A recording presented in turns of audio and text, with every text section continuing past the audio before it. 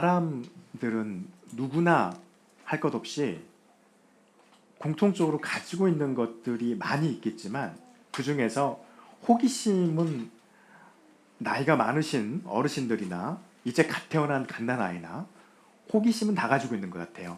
그래서 뭐 나이가 들고 스스로를 책임질 수 있는 그런 나이가 되면 이 호기심에 대해서 어떤 행동을 할지 어떤 것을 할지를 본인들이 자제하고 결정하지만 어린 아이들 같은 경우에는 호기심이 너무 강해서 그냥 막 뛰쳐나가기도 하고 돌출 행동을 하기도 합니다. 그래서 본의 아니게 가끔 좋지 않은 사고도 일어나는 것도 볼 수도 있고 하는 것이죠. 그래서 누구든 사람이라면 호기심은 다 가지고 있는 것 같아요. 호기심이 왜 생길까요? 여러 가지 생각해 보았습니다. 호기심이 왜 생길까? 한 가지인 것 같아요. 뭔가 답을 찾고 싶은데 그 답이 뭔지 너무 궁금한 거예요. 그러면 사람들은 호기심이 생깁니다. 그래서 호기심을 누르다 못 누르게 되면 질문을 하기 시작하죠.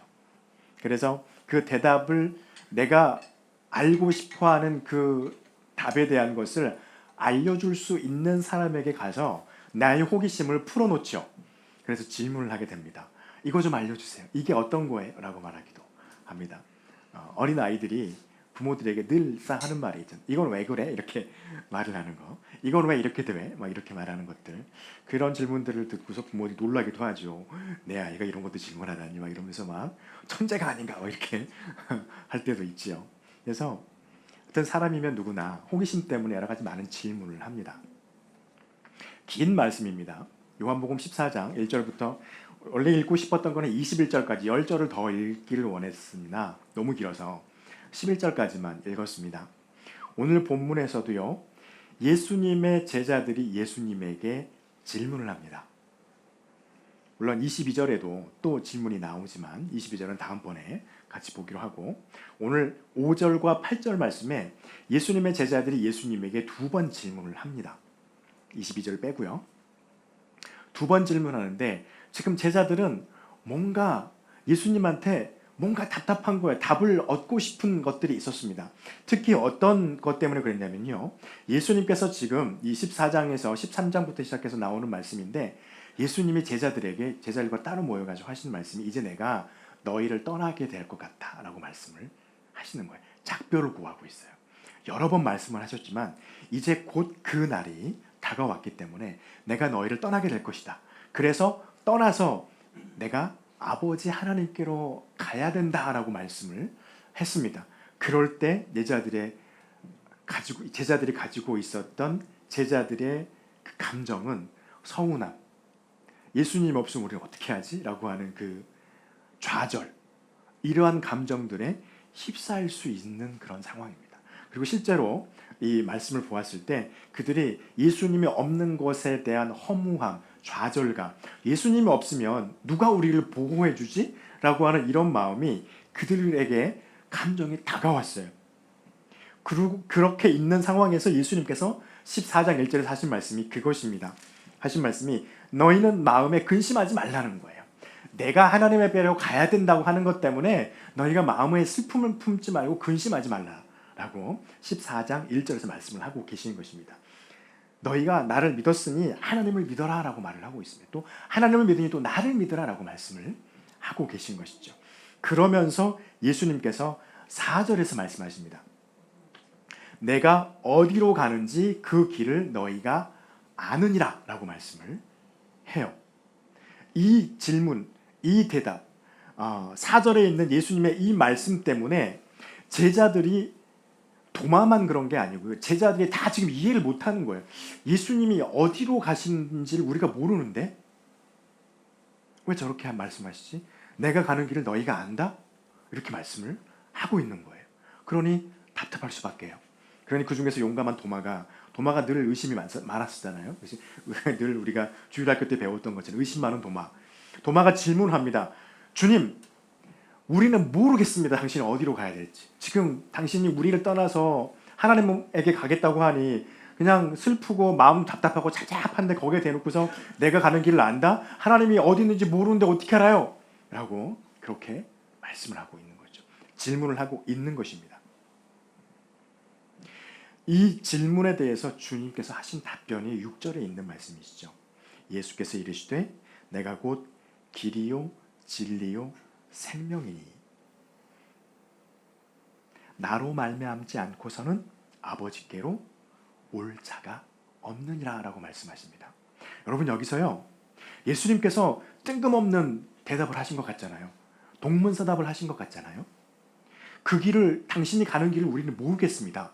어디로 가시는지 좀 알려주세요 라고 했더니 예수님께서 말씀하시는 것이 내가 곧 길이요 진리요 생명이니 라고 말씀을 하시는 거예요.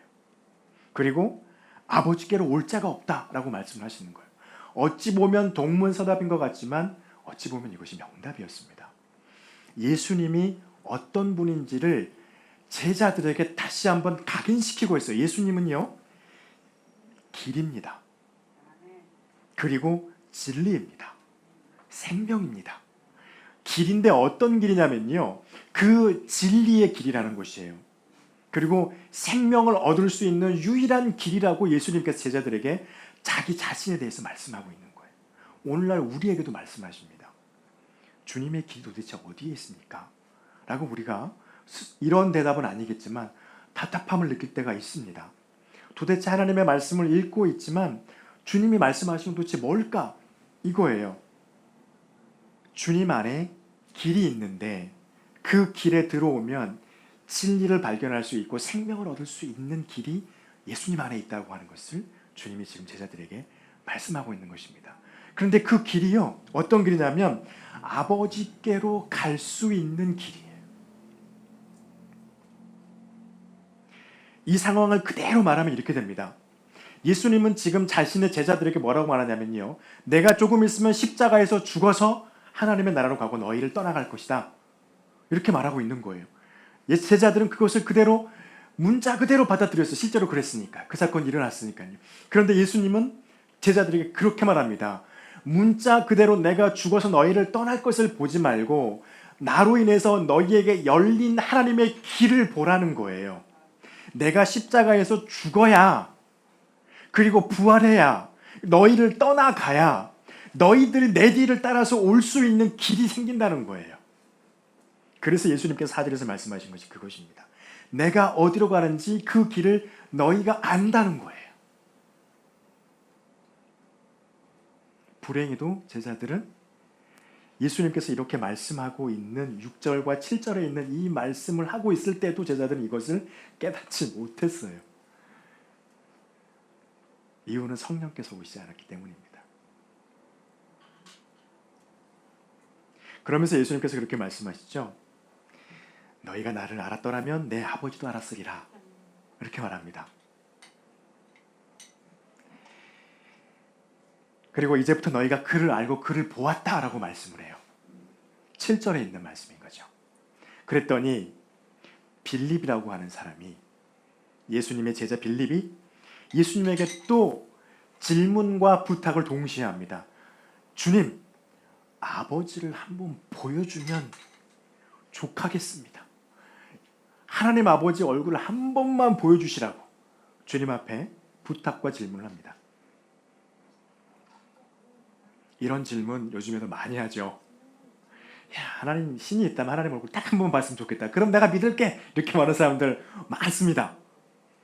또 우리가 하나님 앞에 예배하고 하나님의 그 말씀을 지켜가는 삶을 살아가다 보면 우리도 스스로 힘이 좀 빠지고 어떨 때는 낙심하고 낙담해서 가끔은 그렇게 속으로 생각할 때 있죠.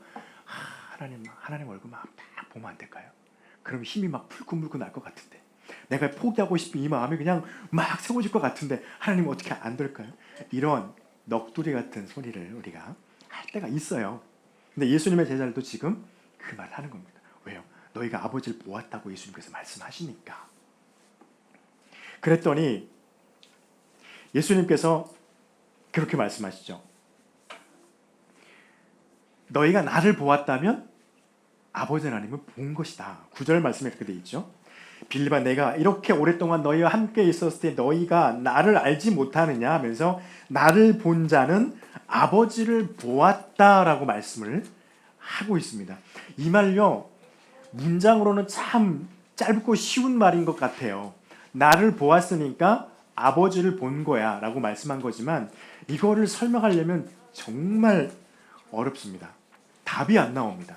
왜냐하면 이것을 인간이 가지고 있는 뭐 이론과 지식과 뭐 존재 형태를 다 동원해 가지고 안다고 해도 설명한다고 해도 설명할 방법이 없어요. 왜냐하면 우리가 알고 있는 것처럼 10절에서 주님께서 말씀하시죠. 내가 아버지 안에 거하고 아버지는 내 안에 계신다라는 거예요. 예수님께서 아버지 안에 거하고 예수님 안에는 아버지가 있다는 거예요. 있을 수가 없는 말입니다. 그런데 예수님께서 제자들에게 말씀하시는 거죠. 내가 아버지 안에 거하고 있고 아버지는 내 안에는 아버지가 거하고 계시기 때문에 너희가 나를 보았다면 아버지를 본 것이다 라고 말하는 거예요. 여러분 이게 눈에 보이나요? 이 말 그대로 말하면 눈에 보이나요? 눈에 절대 보이지 않아요. 예수님의 제자들의 눈에 보이는 것은 오직 예수님밖에 보이지 않고 있어요. 그런데 예수님께서 예수님의 제자들에게 왜 이런 말씀을 하셨을까요? 아버지가 내 안에 있고 나는 아버지 안에 거하고 있다. 그래서 너희가 나를 보았으면 곧 아버지를 본 것이다 라고 말하는 이유는 무엇일까요? 예수님께서 제자들에게 말하고 있는 것은요, 눈으로 보고 믿는 수준에서 말씀하고 있잖아요. 예수님이 이 말씀을 하신 이유는요, 눈으로 너희가 보지 않고 있으나 영적인 하나님의 섭리 안에서 너희가 그것을 믿으라고 말씀을 하고 있는 것입니다. 여러분, 목회자들이 많이 그런 말씀 하시죠? 어떤 성경 말씀을 설명하다가 막 설명을 하시다가 마지막에 믿어야 됩니다 라고 말을 하죠. 왜 그럴까요? 설명을 할 수 없는 부분들이 너무 많기 때문에 그렇습니다. 이 말씀도 그렇습니다. 예수님 안에 하나님이 계시고 하나님 안에 예수님이 계셔요. 말로는 표현이 쉬워요. 그러나 이것을 풀어서 조밀조밀 따져본다면 설명할 수 있는 방법이 없습니다. 그래서 예수님께서 제자들에게 말씀하시는 것은 무엇이냐면요, 믿으라는 겁니다. 예수님 안에 하나님이 있고 하나님이 예수님과 함께 거하고 있는 것을 너희가 믿으라는 것입니다. 이것은 다른 말로요, 하나님이 멀리 계시지 않고 너희와 함께 하고 있음을 믿으라는 말씀이에요. 예수님의 제자들이 잘 믿지 않아요. 그래서 예수님께서 말씀하십니다. 너희가 내가 하는 이 말, 지금까지 너희들과 함께 성경 말씀, 하나님의 말씀을 풀고 너희에게 가르쳤던 것을 너희가 듣고 수많은 깨달음을 얻었어요. 제자들이 실제로 많은 사람들이 그 안에서 은혜를 받았어요. 그 말씀 때문에 그들이 병나음도 받고 육신의 연약함이 온전함으로 바뀌어가기도 하는 그런, 정말 인간이 어떻게 할 수 없는 그런 하나님의 어마어마한 일들이 벌어졌습니다. 그 말씀을 듣고 그 말씀 너희가 알았더라면 그것으로 하나님이 너희와 함께하고 있음을 믿으라 말씀하고 계신 거예요. 그것도 안 된다면 예수님께서 그들에게 또 말씀하시죠. 그것도 안 될 것 같으면 너희들이 나와 함께 있으면서 내가 너희와 함께 했던, 성경에서 그러죠. 성경에서 예수님께서 이루셨던 기적들을 기록하려면 이 땅의 모든 종이도 부족해서 기록할 수 없을 정도로 많다라고 성경 기자는 말했던 것처럼 너희들과 함께 있으면서 내가 너희에게 보여주었던 그 기적과 하나님의 기사들을 보고서 하나님이 너희와 함께 하고 있는 것을 믿어라 라고 예수님께서 말씀하고 있어요. 11절에서 그러시죠. 내가 아버지 안에 거하고 아버지께서 내 안에 계심을 믿으라. 그렇지 못하겠거든. 말씀을 그렇게 했으니까요. 내가 너희에게 함께 했던 그 말씀을 가지고 그렇게 했던 것을 믿어라. 그것도 안 되면 11절에 그러죠. 그 말씀으로 일어나서 사람들에게 일어났던 수많은 기적과 이사들을 보고서 믿으라는 거예요.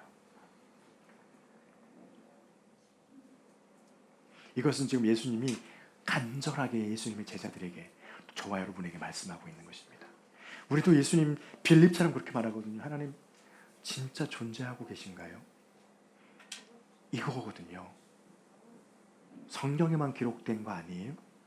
존재하지 않는 거 아니에요? 그런데 예수님이 저와 여러분에게 말씀하십니다. 말씀으로 기록되어져 있는 이 하나님의 말씀과 역사를 보고 하나님의 존재를 믿으라는 거예요.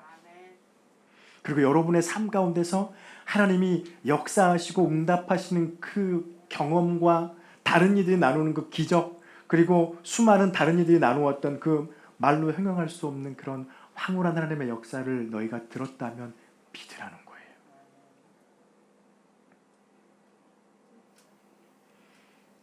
예수님의 제자들을 향한 주님의 대답이 이러했습니다.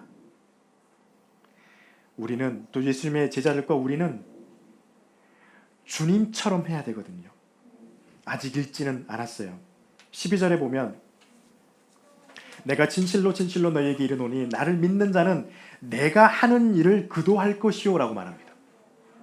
이 말을 들으면 우리는 덜컥 부담이 옵니다. 주님이 하신 일을 우리도 해야 된다고 덜컥 부담이 와요. 그리고 하는 말이 그렇죠. 또한 그보다 큰 일도 하리니, 예수님이 하신 것보다 더 큰 일도 할 수 있다라고 말합니다. 이는 내가 아버지께로 감이라 라고 말씀하십니다. 이 말씀을 통해서요, 우리에게 주님이 말씀하신 것입니다. 너희도 나처럼 이 일을 하게 될 것이다 라고 하는 것입니다. 여러분, 주님이 하신 일 생각하면 뭐부터 생각나시나요? 그럼 우리도 십자가에서 죽어야 되나? 이렇게 해서 생각하시는 분도 있죠. 그럼 우리도 가가지고 병 있는 사람을 가가지고 이렇게 손 만지면 그 사람이 낫고 막 이렇게 해야 되나? 이렇게 안수하면 막 성령이 막 확 임해가지고 사람들이 막 내가 한번 말을 전하면 사람들이 마음에 막 찔림을 받고 사람들이 막 요동쳐가지고 주님 예배하는 곳에 막 구름대처럼 몰려들어야 되나? 그랬으면 좋겠습니다. 할렐루야. 그런데 그런 일은 하나님의 역사, 성령의 역사로만 일어나는 것입니다. 우리가 가서 막 한다고 되는 게 아니죠. 그래서 그걸 생각하면 우리 덜컥 마음에 부담이 팍 옵니다. 진짜 그래야 되나? 그렇잖아요. 우리가 해야 될 일은 무엇일까요? 첫 번째는 기도예요. 13절과 14절 보세요. 너희가 내 이름으로 무엇을 구하든지 내가 행하리니 이는 아버지로 하여금 아들로 말미암아 영광을 받으시게 하려 함이라. 내 이름으로 무엇이든지 구하면 내가 행하리라. 주님께서 말씀하십니다. 우리에게 하나님께서, 예수님께서 주신 그 일은요, 첫 번째는 기도예요. 무엇이든지 구하래요. 그렇다고 막 무엇이든지 구하면 될까요? 아마 예수님을 알고 있는 사람들이 못 잡아도 한 몇 명 될까요? 한 70억 중에 한 30억은 되지 않을까요? 예수님을 믿고 있고 예배하는 사람들이 30억 된다고 쳐요. 대충 30억 사람들이 무엇이든지 구하면 이 세상은 어떻게 될까요? 이 세상은 아마 중구난방이 될 겁니다. 네. 그래서 주님이 말씀하세요. 뭐라고 말하냐면 아들로 말미암아 영광을 받으시게 하려 합니다. 13절에 그렇게 말씀하시죠. 우리가 주님 앞에 구하는 것은 하나님께서 영광을 받을 수 있는 것을 기도하면서 구하는 것입니다. 우리가 이 일을 해야 되는 거예요. 여러분 기억하시나요? 예수님이 낮에 해 있을 때는요, 열심히 사역하셨습니다. 예수님의 제자들 가르쳤습니다. 또 사람들과 함께 했죠. 밤이 되면 어떻게 하셨습니까? 그렇죠. 따로 떨어져 가지고요, 기도하러 가셨어요. 늘 기도하러 가셨어요. 우리가 첫 번째 해야 될 일은 기도하는 거예요. 그리고 두 번째 할 일이 있습니다. 이것이 기도와 떨어질 수 없는 것인데, 두 번째 할 일이 뭐냐면요, 주님이 우리에게 주신 계명을 지키는 것이에요. 15절 말씀에 보면 이렇게 되어 있습니다. 너희가 나를 사랑하면 나의 계명을 지키리라.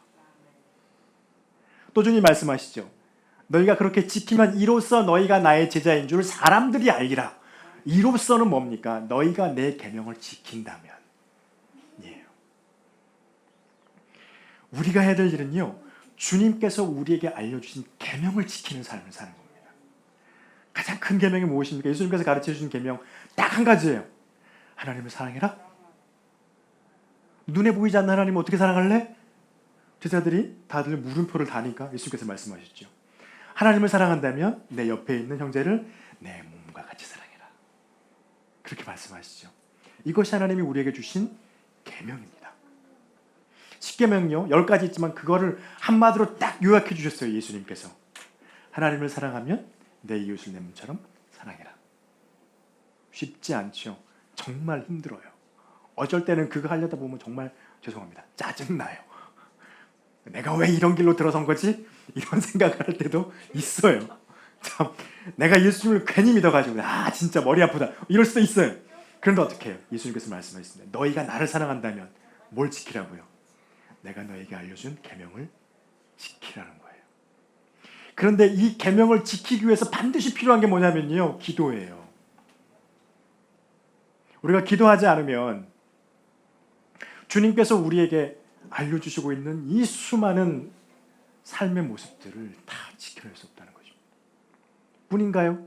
눈에 보이지 않는 하나님 아버지를 우리가 믿고 의지할 수도 없게 돼요. 계명을 지키지 못하면, 기도하지 못하면. 그래서 기도는요, 계속해서 내가 내 삶 속에서 하나님, 예수님 닮아가는 삶을 살기 위해서 끊임없이 쉬지 않고 할 수밖에 없는 것이 기도라는 거예요. 그래서 기도와 계명을 지키는 삶은 뗄 수가 없습니다.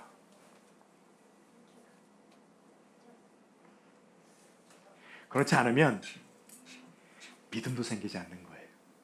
그렇죠?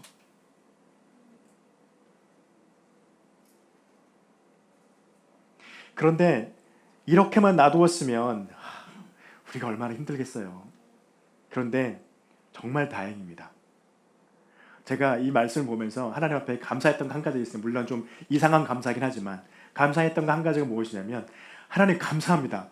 만약 내가 이때 태어났더라면, 나처럼 머리 멍청한 사람이 태어났으면 주님이 이 말씀은 도대체 무슨 말씀하시는 거야? 믿지도 못하고 있었을 것 같은데, 근데 지금은 다행히도 우리 주님이 우리에게 약속하신 분이 와 계셔서 이 말씀을 우리는 금방 깨달을 수 있는 은혜의 시대를 살고 있다는 거예요. 주님이 약속하신 것은 17절에 있는 것이죠. 그는 진리의 영이라 세상은 능히 그를 받지 못하나니 이는 그를 보지도 못하고 알지도 못함이라. 그러나 너희는 그를 아나니 그는 너희와 함께 거하시며 또 너희 속에 계시는 그분, 진리의 영이신 성령님을 예수님께서 우리에게 보내주시겠다고 하는 것입니다. 얼마나 다행인가요? 그렇기 때문에 우리는 기도할 수 있게 됩니다. 그렇기 때문에 우리는 하나님의 말씀인 성경을 읽으면서 주님이 우리에게 말씀해 주신 그 계명을 지키는 삶을 살아갈 수 있는 힘을 얻을 수 있는 은혜가 열린 거예요. 하나님의 성령이 주님을 통하여서 우리에게 오지 않았더라면 저와 여러분의 믿음은 하루 이틀 지나면 사라질, 꺼져가는 등불이 되어버리는 것입니다. 그러면서 주님께서 제자들에게 그렇게 말씀하세요. 18절에서 내가 너희를 고와 같이 내버려 두지 아니하고 라고 말씀하시죠. 너희에게로 오리라. 여러분, 우리의 능력이 없지만 우리의 능력 대신 주님께서 우리에게 하나님의 성령님을 보내주셨습니다. 그분으로 하여금 우리로 주님의 계명을 알고 그것을 위해서 기도할 수 있는 힘을 허락해 주셨습니다. 그리고 우리가 하나님께 영광을 돌릴 수 있도록 우리를 이끄시고 인도하시고 우리를 위해서 기도하시는 그분을 우리에게 보내주셨다고 하는 것입니다. 여러분, 이것은요 한마디예요. 믿음의 영적인 차원입니다. 그래서 세상에서 주님께서 17절에서 말씀하실 때 어떻게 말씀하셨나요? 세상은 이 진리의 영을 받지도 못하고 알지도 못한다는 거예요. 왜요? 믿지 않기 때문입니다.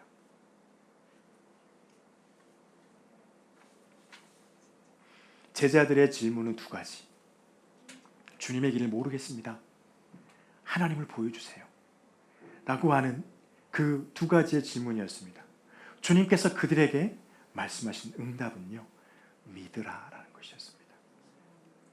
하나님은 너희와 따로 있지 아니하고 성령이 너희에게 오셔서 너희와 함께하고 너희가 기도할 수 있도록 너희를 붙드시고 너희가 나의 계명을 지킬 수 있도록 너희가 살아갈 수 있도록 너희에게 능력을 주실 것이니 너희와 함께 하실 것이니 10절에서 그러시죠. 그리고 내가 너희를 구하신 세상에 혼자 두지 않고 하나님의 영을 너희에게 와서 너희와 하나님이 함께 하실 것이니 너희가 믿으라는 거예요.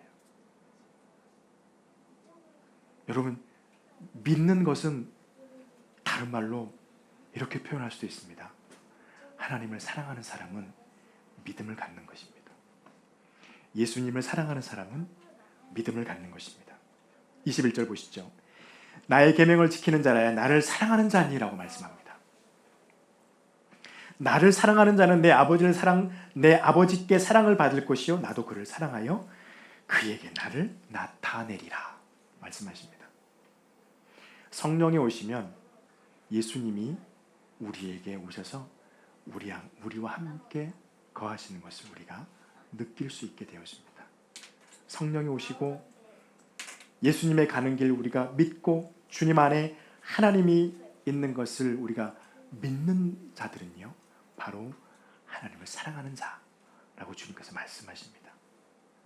여러분, 저와 여러분의 마음속에 제자들과 같은 질문이 언제든지 불쑥불쑥 나올 수 있습니다. 그럴 때마다 저와 여러분이 주님 앞에서 하나님, 내가 주님의 계명을 지키면서 기도하면서 성령 안에서 하나님을 굳건히 믿는 믿음 놓지 않고 살아갈 수 있게 해달라고 기도하는, 하나님의 사랑을 고백하는 저와 여러분의 믿음이 되기를 간절히 축원합니다. 기도하겠습니다.